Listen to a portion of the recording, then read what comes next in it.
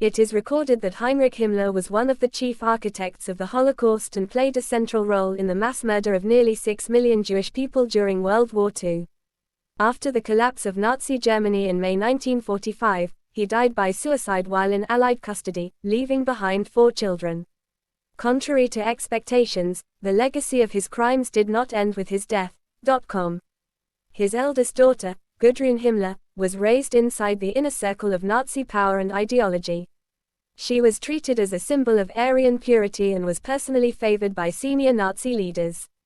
From early childhood, she was exposed to SS rituals, elite gatherings, and extremist beliefs, which shaped her worldview completely. In July 1941, at the age of 12, Gudrun accompanied her father to Dachau concentration camp. At that time, the camp was already a site of forced labor, executions, and extreme brutality. In her personal diary, she described the visit as pleasant, mentioning gardens and artwork, while showing no awareness or concern for the prisoners suffering and dying there.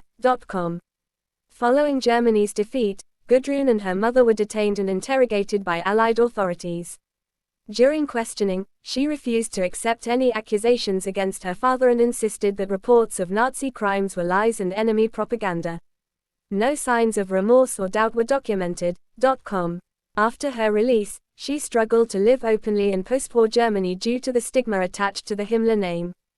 Despite changing her surname through marriage, she remained loyal to Nazi ideology and associated with far-right groups. In the 1960s, Gudrun obtained employment within West Germany's intelligence services under a false identity.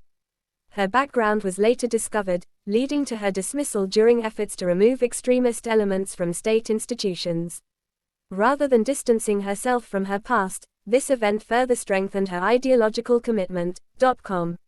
She later became a prominent figure in an organization that publicly claimed to support former soldiers but secretly worked to protect convicted Nazi war criminals.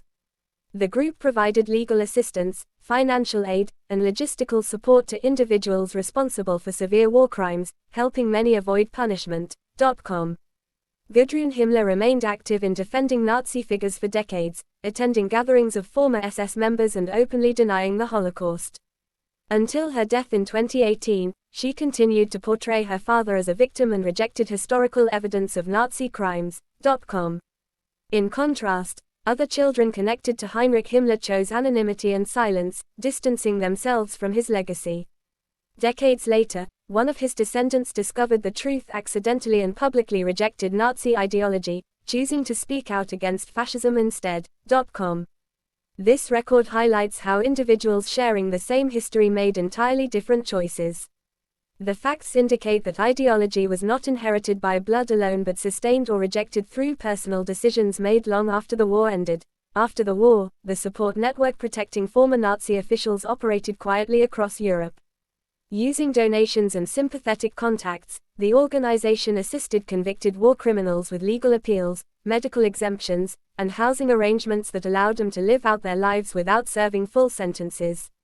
Gudrun played a central coordinating role in these efforts.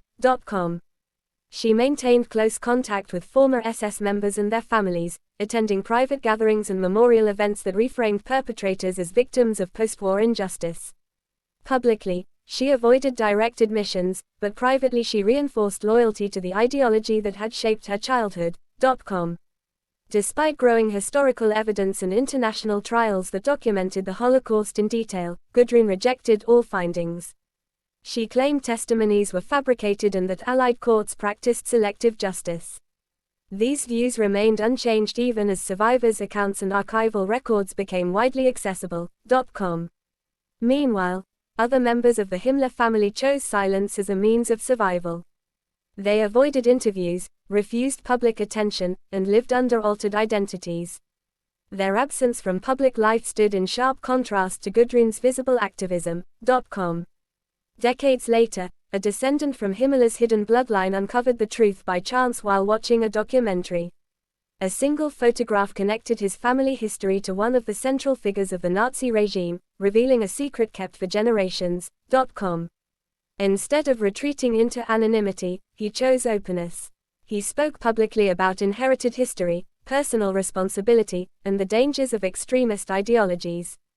His work focused on education, remembrance, and preventing the return of the beliefs that enabled mass crimes. By the time Gudrun Himmler died in 2018, she had spent more than 70 years defending those responsible for atrocities. She never acknowledged wrongdoing and never altered her stance, remaining loyal to the worldview instilled in her as a child. The contrasting paths taken by members of the same family underline a central truth of post-war history. Background may shape perspective, but responsibility lies in the choices made afterward. What endures is not bloodline, but belief and action. The post-war silence surrounding many Nazi families was not accidental. Fear, shame, and deliberate concealment allowed countless relatives of perpetrators to rebuild lives without public scrutiny, blending into ordinary society while history focused on the primary criminals. In Gudrun's case, silence was never an option she accepted. She actively challenged historical consensus, presenting herself as a guardian of her father's reputation and of the men who had served under him. Her loyalty functioned as a continuation of the same ideology, expressed through denial rather than direct violence. Over time, journalists and historians documented her activities in detail. Reports confirmed her involvement in fundraising, legal coordination, and moral support for convicted war criminals. These actions placed her at the center of one of the longest-running post-war extremist support networks in Europe.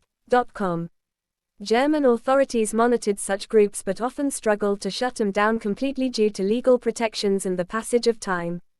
As perpetrators aged, public pressure to prosecute weakened, creating space for organizations like hers to operate with limited consequences. At the same time, younger generations across Germany began confronting the past more openly.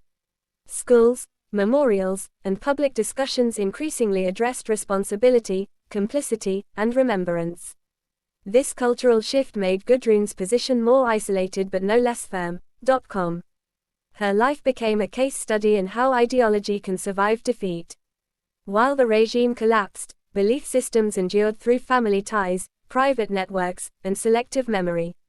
Gudrun embodied that continuity more visibly than almost any other Nazi descendant.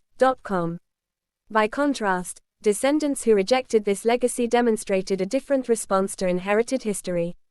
Their public acknowledgement and rejection of fascism illustrated how awareness and choice can break cycles of denial. Together, these parallel stories reveal that history does not end with the fall of a regime. Its aftershocks persist through people, families, and decisions made long after the events themselves.